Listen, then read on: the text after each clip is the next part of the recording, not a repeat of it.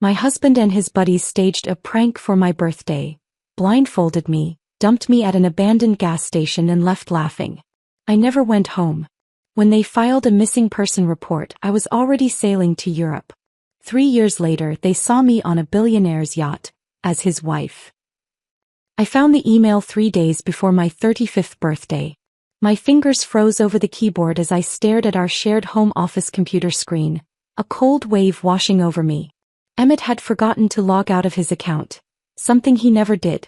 The message from Phoebe glowed on the monitor with sickening clarity. Can't wait for this weekend. Once she's out of the picture, we can finally stop sneaking around. The email thread stretched back 3 years. 3 whole years of lies while I cooked his meals, washed his clothes and smiled at company parties. Evidence upon evidence cascaded before my eyes as I scrolled through intimate messages, hotel confirmations and photographs I could never unsee. My hands trembled as I forwarded everything to my personal email account, the one Emmett knew nothing about. Before we continue this journey of betrayal, resilience and reinvention, I want to invite you to join our community of survivors and thrivers. If you're drawn to stories of women who refuse to be defined by others' cruelty, consider subscribing. It costs nothing and connects you with thousands who understand that sometimes, the best revenge is living well. Now let's return to Islaw's moment of discovery. I heard his key in the front door and quickly closed the browser, my heart hammering against my ribs. When he walked in, I greeted him with the same kiss I'd given him for 12 years of marriage. He never suspected that something had fundamentally changed. Working late again tomorrow, he mentioned casually over dinner, not meeting my eyes. Big project deadline. I nodded, watching him twirl pasta around his fork. Of course, honey.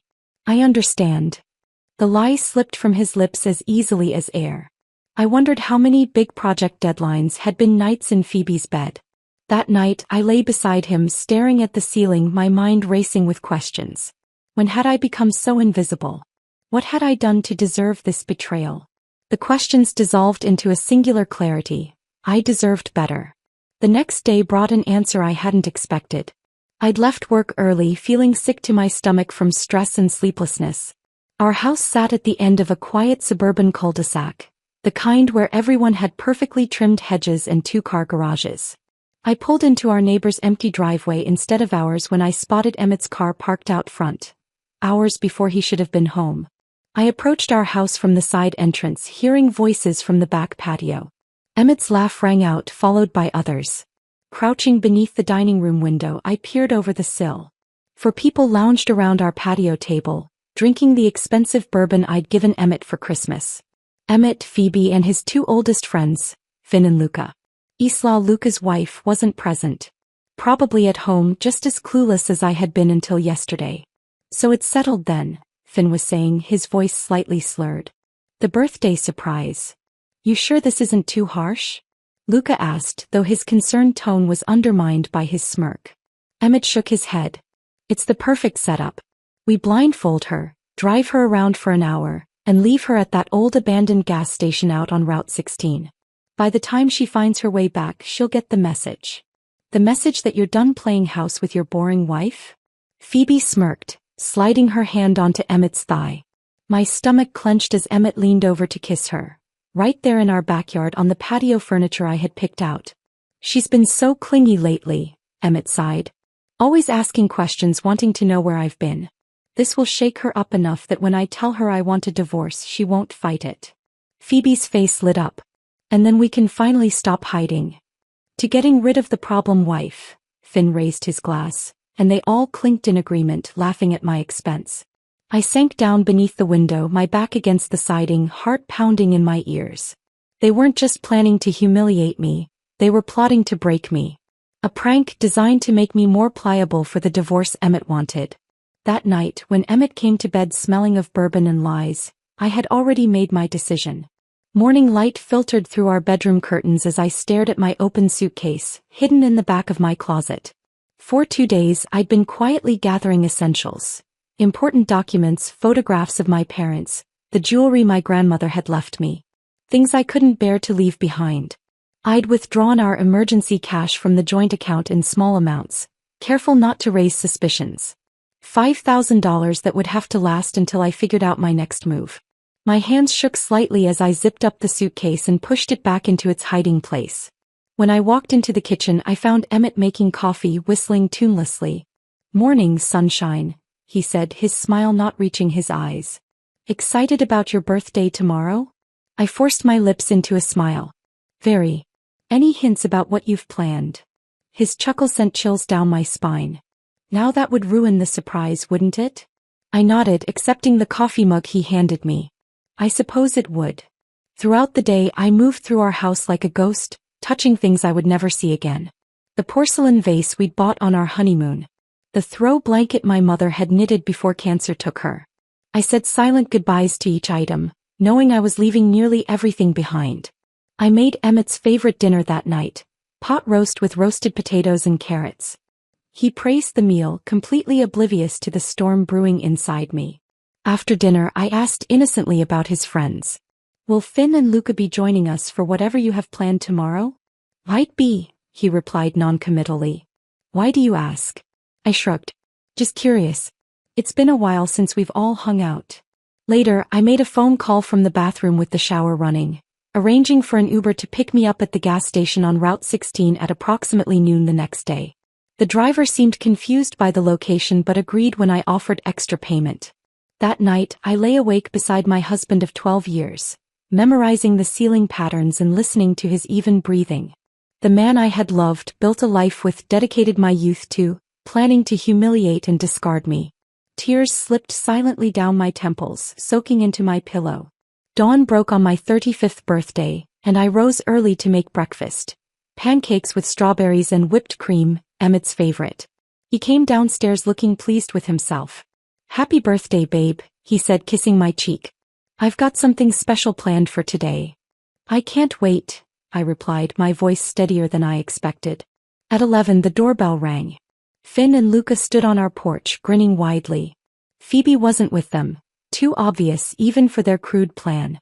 "Happy birthday, Isla," Finn boomed, handing me a small gift bag. Inside was an expensive silk scarf. I recognized the irony immediately. This would be my blindfold. "It's beautiful," I said, running the fabric between my fingers. "Why don't you put it on?" Luca suggested, eyes gleaming with anticipation. "Emmett wants you to wear it for the surprise." I smiled and handed the scarf to Emmett, turning my back to him. "Would you do the honors, honey?" As the soft fabric covered my eyes and the world went dark, I felt Emmett's hands at the back of my head, tying the knot securely. His fingers lingered for a moment on my shoulders. "Ready for the best birthday surprise of your life?" he whispered in my ear. I nodded, allowing them to guide me toward what they thought would be my humiliation, but what I knew would be my escape. "Absolutely ready," I answered with the first genuine smile I'd worn in days. "Almost there," Emmett announced as the car slowed to a stop. The blindfold remained snug against my eyes, but I'd been counting the minutes, 47 since we left the house. Long enough to be disorienting, just as they'd planned. Someone opened my door. Emmett's hand, warm and familiar, guided me out of the car and onto gravel that crunched beneath my shoes. The smell hit me immediately, old gasoline, dust and abandonment. Route 16's forgotten gas station, exactly as I'd overheard. "Ready for your surprise?" Finn asked, his voice thick with barely contained laughter. "I can't wait," I replied, my voice steady despite the thundering of my heart. Rough hands, Luca's I think, spun me around 3 times. I pretended to stumble, playing into their cruel game. Then with theatrical flourish, Emmett removed my blindfold. The abandoned gas station looked even more desolate than I'd imagined. Shattered windows gaped like missing teeth in the weathered building. Faded signs advertised cigarette brands that hadn't existed for years. We stood at least 5 miles from the nearest occupied building. "Surprise!" the 3 men shouted, doubling over with laughter. I forced confusion onto my face. "I don't understand. What's happening?" "It's a test," Emmett said, his eyes cold despite his smile. "To see if you're as resourceful as you always claim to be." Finn held up my cell phone, which they'd taken from my purse before leaving the house. "No cheating." "You guys can't be serious," I said, allowing my voice to tremble. "You're just going to leave me here?" "Don't worry," Luca chimed in. "Someone drives by eventually." The 3 of them backed toward the car, still laughing. I counted on what came next, their absolute confidence in my helplessness. "Emmett, please," I called out, the perfect picture of desperation. "Don't do this. It's my birthday." His hesitation was brief but noticeable, a flicker of something almost like guilt, before Finn clapped him on the shoulder. The moment passed.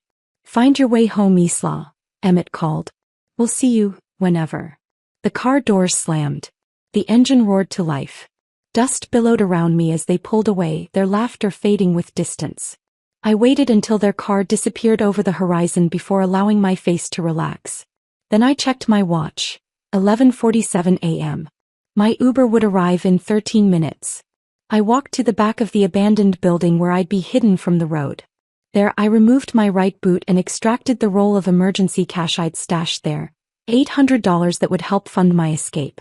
I changed quickly from my birthday outfit into jeans, a plain t-shirt and a baseball cap I'd hidden in my large purse that morning. At precisely noon, a blue sedan pulled into the gas station. The driver looked around nervously before spotting me emerging from behind the building. "Mrs. Reynolds?" he called using the fake name I'd given.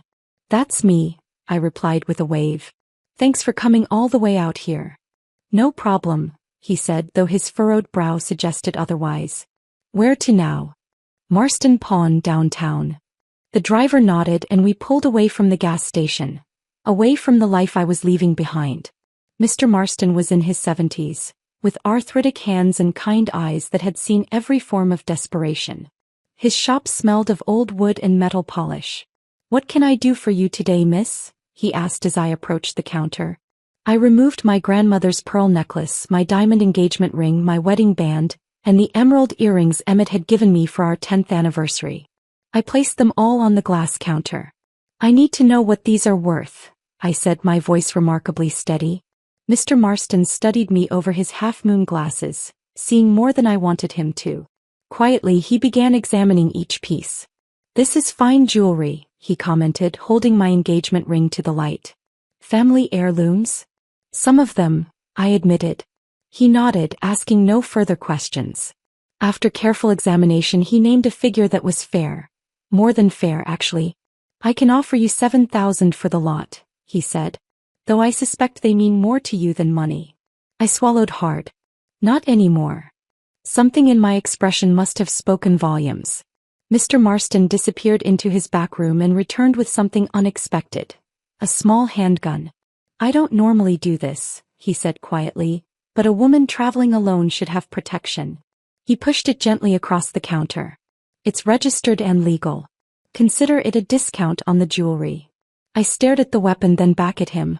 "How did you know I was leaving?" 30 years in this business," he replied with a sad smile. "I know the look of someone who needs a fresh start." I accepted both the cash and the gun, tucking the latter deep into my purse. "Thank you." He nodded once. "Good luck wherever you're going." The bus station hummed with afternoon activity as I purchased a ticket to New York City. The overnight bus would get me there by morning, enough time to make my international flight. I sat in the back corner of the waiting area, baseball cap pulled low, watching the entrance. Part of me still feared that Emmett would figure out my plan, that he'd come storming in to drag me home. But as the hours passed and boarding time approached, I began to believe I might actually escape. The bus rolled out of the station at dusk. As the familiar storefronts and street signs of my hometown slipped away into darkness, I felt something unexpected, relief washing over me in powerful waves. No more pretending. No more silent tears. No more wondering when the next lie would come. In New York, I used an internet cafe to check in for my flight and print my boarding pass. I'd booked it using my maiden name, Isabella Chin, and paid in cash through a travel agency that catered to clients who preferred anonymity. The flight to Paris wasn't direct, with a layover in Iceland that would make me harder to track. Security at JFK barely glanced at my passport. Mr. Marston's gift remained safely mailed ahead to a French post office box I'd arranged online.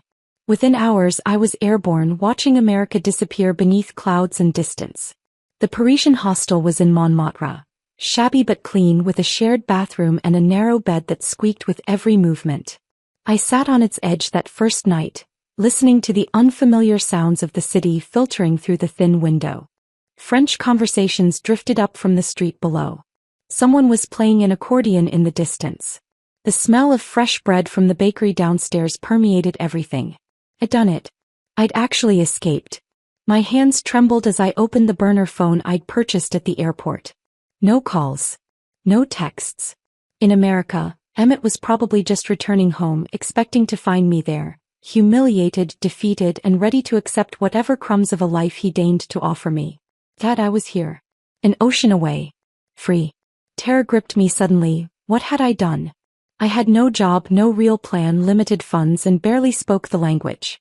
I was completely alone in a foreign country. But then, hadn't I been alone for years already? Married but isolated. Present but unseen. I walked to the window and pushed it open, letting the cool Parisian night air wash over my face. The Sacré-Cœur Basilica glowed white against the darkened sky, a beacon on the hill. Somewhere in the distance, someone laughed. A genuine, joyful sound.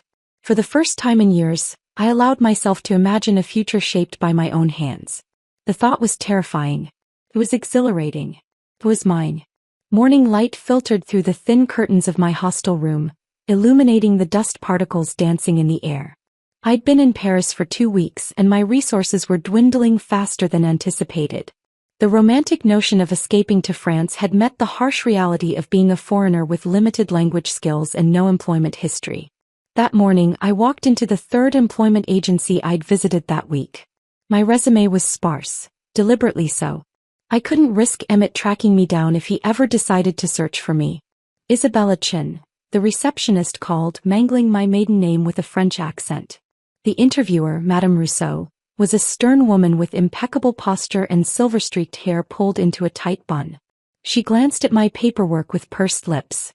"Your French is minimal," she noted in heavily accented English. "I'm learning," I replied. Quickly. She raised a perfectly shaped eyebrow. "And your experience?" "Administrative work," I answered vaguely. "I'm organized, punctual, and I learn fast." She studied me for a long moment, then sighed. "We have one position. Receptionist at Lambert Financial. They need someone who speaks English for their international clients." My heart leaped. Financial. Don't get excited. You answer phones and greet clients. 3-month temporary contract. If they like you, perhaps it becomes permanent. I nodded eagerly. "When can I start?" Lambert Financial occupied the 3rd floor of a modest building in the 8th arrondissement. The office was smaller than I expected, just 15 employees. My desk sat near the entrance, a fortress of polished wood separating me from visitors.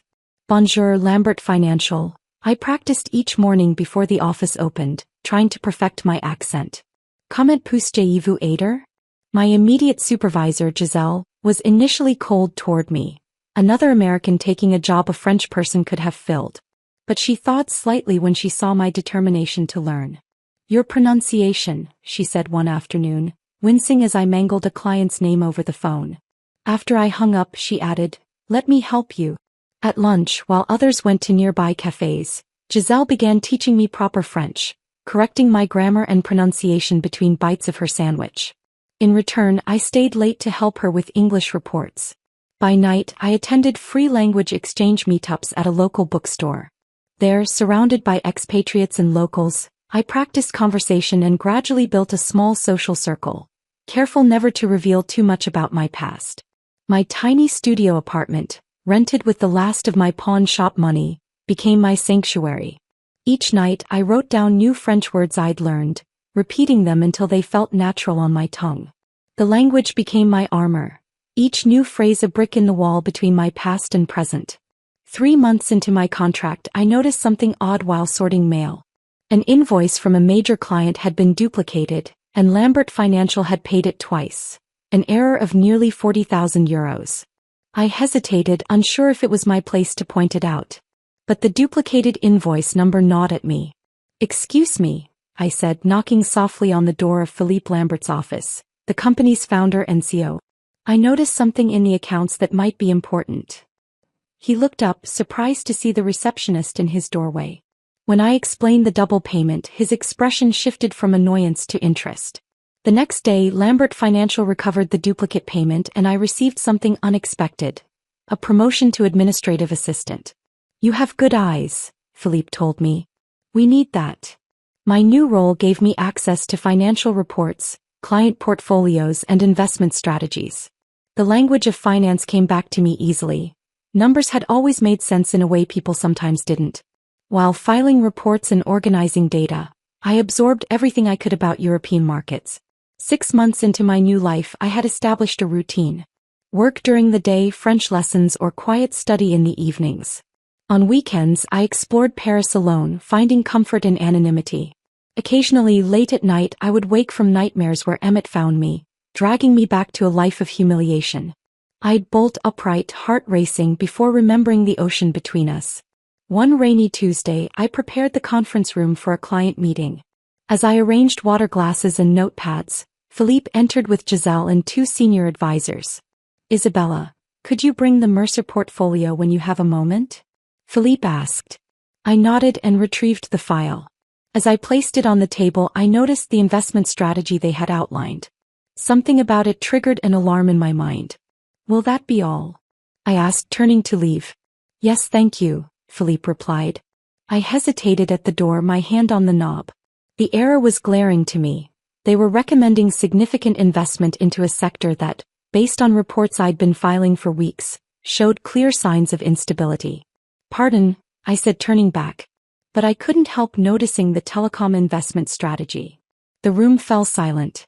Administrative assistants didn't comment on investment strategies. "There's a report from last week," I continued, heart pounding, showing 3 major European telecom companies facing regulatory challenges. The timing might be problematic. Philippe's expression was unreadable. Giselle looked mortified on my behalf. "The report is in the blue folder, 3rd cabinet, 2nd drawer," I added, then promptly shut my mouth. After an excruciating silence, Philippe opened his briefcase and produced the very report I'd mentioned. He studied it, then looked up at me with narrowed eyes. "You read all the reports that come across your desk?" "Yes, sir," I admitted. "I find them educational." A client meeting wasn't the place for this conversation, so I was dismissed with a nod. I spent the rest of the day certain I would be fired for overstepping. Instead, Philippe called me into his office after hours. "How much do you know about financial markets?" he asked without preamble. "More than a receptionist should," I admitted. "Less than I'd like." He studied me with new interest. "Where did you learn?" "Self-taught," I replied, the half-truth easier than explaining my previous life. "I've always been good with patterns and numbers." Philippe leaned back in his chair. "The Mercer account is important to us. Your observation today saved us from a potentially embarrassing recommendation." He paused. "Would you be interested in more responsibility here?" "What kind of responsibility?" "Analysis. Research. Behind the scenes, of course.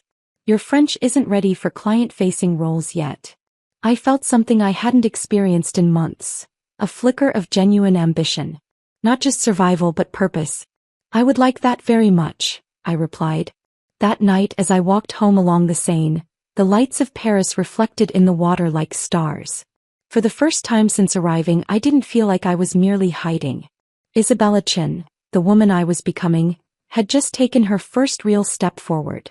Not running from the past but walking steadily toward something new. I stopped on Pont d'Arts, watching boats glide beneath. Somewhere across the ocean, Emmett probably believed I was broken, defeated, perhaps even dead. He couldn't imagine what I was building here, brick by careful brick. A life completely beyond his reach.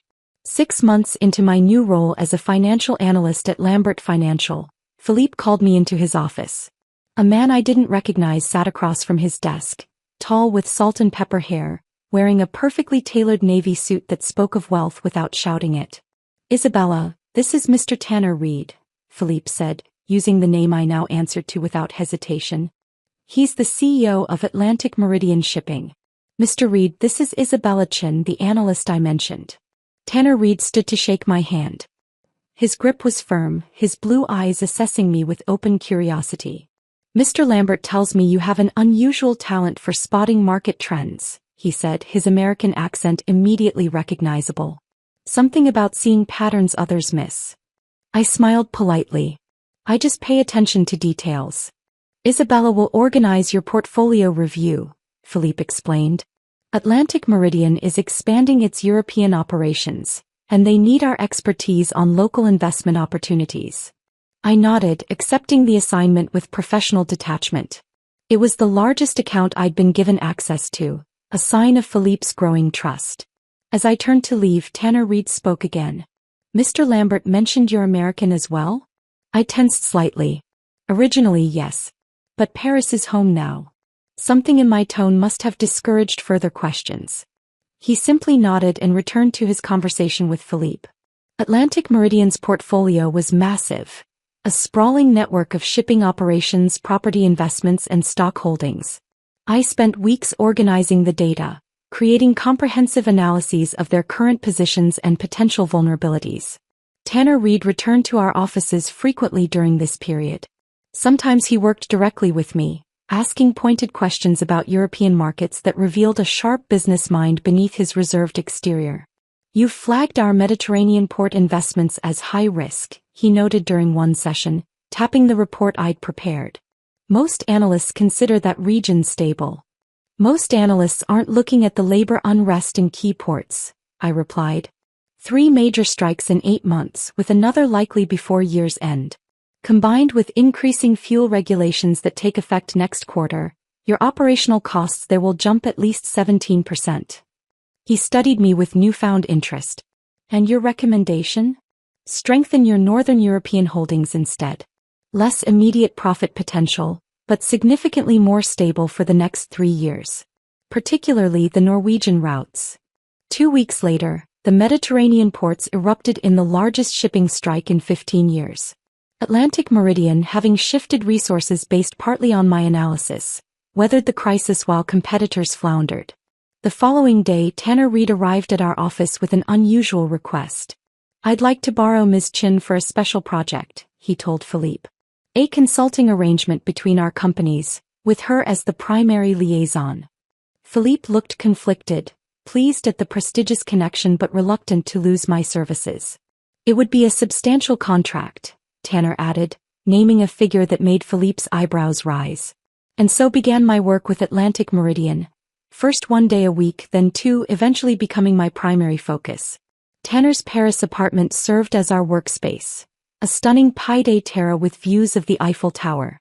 We worked long hours analyzing market data, restructuring investments, and planning strategic acquisitions. "The shipping industry faces a critical juncture," Tanner explained one evening as we studied projections. "Environmental regulations, automation, shifting trade agreements. Most of my competitors are reacting instead of preparing." I respected his foresight. Unlike most executives I'd encountered, he didn't chase quarterly profits at the expense of long-term stability. Our professional relationship developed a comfortable rhythm. I provided analysis, he made decisions. We rarely spoke of personal matters, an arrangement that suited us both. Until the market crash of 2023. It began with a major Asian bank's collapse, triggering a domino effect through global markets. Companies panicked, selling assets at devastating losses.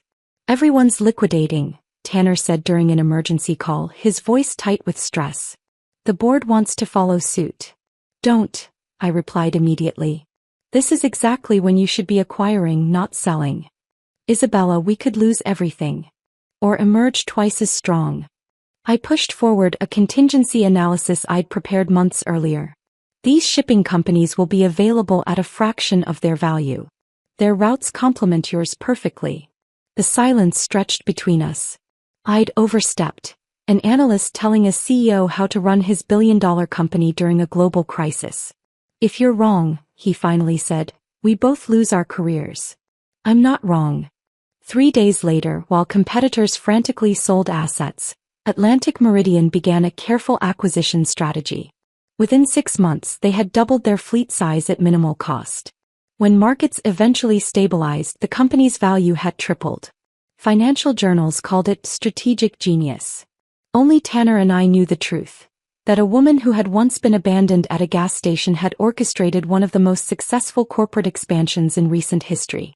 Our relationship shifted subtly after the crash. Tanner began asking my opinion on matters beyond financial analysis. We occasionally dined together after late work sessions, conversations extending beyond business to books, travel, and cautious glimpses of our pasts. I revealed little about America, only that I had left after a difficult divorce. He shared more freely. A marriage that ended when his wife decided corporate life was too demanding, a daughter in college who rarely called. One evening, after a particularly successful acquisition, he opened an expensive bottle of champagne in his apartment. To unlikely partnerships, he toasted. To new beginnings, I countered. Our glasses clinked and something changed in the air between us. His eyes held mine a moment too long. Isabella, he said quietly, I've come to value more than just your financial insights. I set down my glass carefully. Tanner, I work for you. Technically, you work for Lambert Financial. The distinction doesn't eliminate the complication. He respected my hesitation. The subject wasn't raised again for months, though something had undeniably shifted. Our working dinners became less frequent, our interactions more strictly professional. Until the Tokyo conference, Atlantic Meridian hosted global shipping executives for a week of meetings. As Tanner's key advisor, I accompanied him, preparing presentations and analyzing competitors' strategies. On the final evening, watching him command a room of industry leaders with quiet authority, I acknowledged what I'd been denying. My feelings had evolved beyond professional admiration. Later that night, alone on the hotel's rooftop garden, I found him staring out at the Tokyo skyline. You should be celebrating, I said, joining him at the railing. The consortium agreement is a triumph. Some victories feel hollow without someone to share them with, he replied. The moments stretched between us, filled with unspoken possibilities. I've spent 3 years rebuilding myself, I said finally, learning to trust my judgment again. And what is your judgment telling you now? I met his gaze steadily. That fear is a poor foundation for decisions. His hand found mine on the railing, warm and steady. I would never want to be another thing you fear, Isabella. 6 months later, we stood in a modest Paris courthouse. No elaborate ceremony, no extravagant reception. Just us, Philippe and his wife as witnesses, and the simple words that bound our futures together. My wedding ring was nothing like the diamond Emmett had given me years ago. Tanner had chosen a band of twisted gold. Imperfect, unique, resilient. The European financial press noted the marriage with mild interest. A shipping magnate wedding his financial advisor. The American media, focused on domestic scandals and political upheaval, paid no attention to a marriage across the Atlantic. That evening, on the balcony of what was now our Paris apartment, Tanner wrapped his arms around me from behind. Any regrets, Mrs. Reed? I leaned back against him, watching the city lights shimmer. None. And you? Only that I didn't find you sooner. I smiled, thinking how differently our paths might have crossed in another life. If he had met the woman I was before, Emmett's overlooked wife, would he have seen what lay beneath the surface? We found each other exactly when we were meant to, I replied, turning in his arms to kiss him. 3 years into our marriage, Tanner and I had settled into a comfortable rhythm between Paris and his other homes. Atlantic Meridian had grown substantially under our combined guidance. His vision paired with my analytical foresight. Though I maintained my position with Lambert Financial, I now served almost exclusively as a consultant to Tanner's ventures. We were reviewing acquisition targets in his home office overlooking Central Park when an email notification flashed across his screen. He scanned it quickly, then looked up with an expression I couldn't quite read. Something interesting just came in, he said. A mid-sized American construction company seeking financing for international expansion. Reynolds Construction. My heart stopped. Reynolds, Emmett's family business. The company his father had built and passed down to him, the one he'd been running into the ground even before I left. Are you all right? Tanner asked, noticing my sudden stillness. You've gone pale.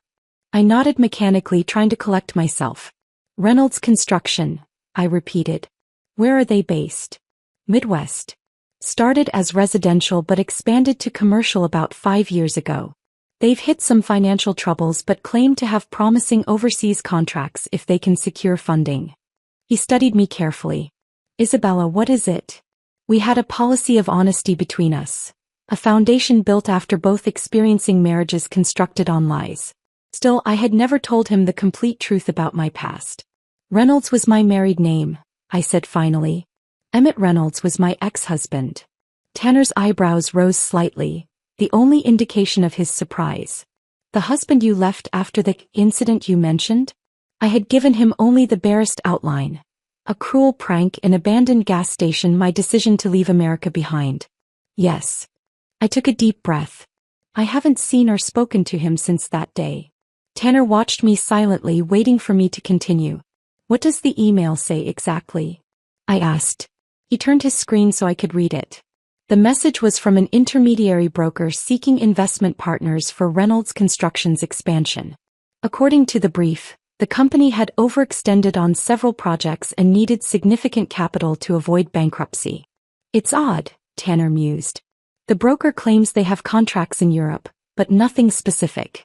Usually these requests include more concrete details. Because there probably aren't any real contracts, I replied, a familiar bitterness rising in my throat. Emmett always had grand plans but rarely the follow-through. Tanner leaned back in his chair. I'll decline the meeting. There are better investment opportunities. Part of me wanted exactly that, to let Emmett's company sink without ever knowing how close he'd come to crossing paths with me again. But another part, the part that had been rebuilding itself for 3 years, wanted something else. No, I said, surprising myself. Take the meeting. Isabella. I want to be there, I continued. Not for revenge, but... I paused, searching for the right words. For closure, maybe. To see him once on my terms. Tanner studied me with concern. Are you certain? I nodded slowly. I've spent 3 years building this life. I'm not afraid of him anymore. The day of the meeting, I stood in our New York apartment staring at my reflection. I'd chosen my outfit carefully. A tailored charcoal suit that projected quiet authority, pearl earrings that had been a gift from Tanner on our first anniversary, hair styled in a sophisticated updo I never would have attempted in my previous life. Second thoughts? Tanner asked, adjusting his tie in the mirror beside me. No. I met his gaze in the reflection. Just preparing myself. He placed his hands gently on my shoulders. Remember, you hold all the power here. If at any point you want to leave, just signal me. I covered his hand with mine. I know. Atlantic Meridian's New York headquarters occupied the upper floors of a sleek midtown tower. Tanner's corner office offered sweeping views of the city through floor-to-ceiling windows. I positioned myself at the conference table with my back to the door, laptop open, documents arranged precisely. They're here, Tanner's assistant announced through the intercom. My pulse quickened, but my hands remained steady as I continued reviewing the financial statements. Statements that revealed just how badly Emmett had mismanaged his father's legacy. The door opened. I heard Tanner's professional greeting, then an achingly familiar voice that sent a chill down my spine. Thanks for seeing us, Mr. Reed. I'm Emmett Reynolds, and this is my financial advisor, Marcus Klein. I didn't turn immediately. I let them enter fully, let them take seats across the table, let them begin their rehearsed pitch about global opportunities and temporary cash flow issues. Only then did I slowly raise my head. The recognition wasn't immediate. 3 years had changed me, not just my appearance but something fundamental in how I carried myself. I watched as Emmett's gaze passed over me, then snapped back, confusion giving way to disbelief. Isla. The color drained from his face. Isabella Reed, I corrected calmly. Chief Strategic Advisor for Atlantic Meridian Shipping. I allowed myself a small smile. And Mr. Reed's wife. Marcus Klein looked between us, bewildered. You two know each other? Emmett couldn't seem to form words. His mouth opened and closed, his eyes darting between Tanner and me as though trying to make sense of an impossible puzzle. Mrs. Reed and I have a prior acquaintance, Emmett finally managed, his voice strained. From before. How fascinating, Tanner responded with practiced ease. Small world indeed. Now, regarding your proposal, we've reviewed the preliminary figures and have some concerns about the viability. I slid a document across the table. Your debt-to-asset ratio is problematic. And these overseas contracts you've mentioned, we'd need to see the signed agreements before considering any investment. Emmett stared at the document without seeing it. You disappeared, he blurted out, ignoring the business discussion entirely. We filed a missing person report. The police searched. There was an investigation. How unfortunate for you, I replied evenly. That must have been very distressing. 3 years, he continued, his composure cracking. Not a word, not a trace. We thought you might be dead. And yet here I am. I gestured to the document. Page 4 details our concerns about your cash flow projections. Marcus Klein attempted to salvage the meeting, pointing out potential growth areas and explaining away the company's financial weaknesses. But Emmett had stopped participating, his attention fixed entirely on me. When the formal discussion concluded, Tanner suggested Marcus speak with their financial team about additional documentation, leaving the three of us alone. The silence stretched uncomfortably until Emmett found his voice again. Why? He asked simply. I considered deflecting, considered silence, considered all the cutting responses I'd imagined over the years. That I told the truth. Because you left me blindfolded at an abandoned gas station as a birthday prank. Because I overheard you and Phoebe planning to get rid of me. Because I deserved better than being the joke in your story. His face contorted. It was just. Don't, I interrupted. Don't diminish what you did. Don't make excuses. It's been 3 years and I didn't come here for apologies or explanations. Then why did you? His voice was hollow. I glanced at Tanner, who had remained a supportive, silent presence. Not for revenge. Not to gloat over your company's failure or my success. I leaned forward slightly. I came to show myself that you have no power over me anymore. That I could see you again and feel nothing. The truth of it washed over me as I spoke. The fear, the anger, the hurt. Somewhere along the way those emotions had transformed into something else. Not forgiveness exactly, but release. Emmett looked utterly lost. So that's it? 3 years of wondering and now you're just someone else's wife. I'm my own person first, I corrected him. Who happens to have found a partner who values me. I closed my laptop. As for your funding request, we'll pass. Your company's fundamentals don't meet our investment criteria. I stood, extending my hand professionally. Goodbye, Emmett. He stared at my outstretched hand, then looked up at my face. In his eyes, I saw the belated recognition of what he had thrown away. As Tanner and I walked him to the elevator, I felt a weight lifting, the final tether to my old life severed completely. Not with dramatic confrontation or elaborate revenge, but with the quiet power of a woman who had rebuilt herself from ashes. The life I had now wasn't a reaction to Emmett. It wasn't defined by running away or getting even. It was entirely my own creation, something I had built choice by careful choice, day by determined day. And that, I realized as the elevator doors closed on my past, was the sweetest victory of all. As Isla's journey comes to a close, I'd love to know which moment resonated with you most. Was it her escape, her professional rise, or that final confrontation? Share your thoughts in the comments below. If her story touched you, please subscribe and like for more tales of resilience and triumph. Your support means everything.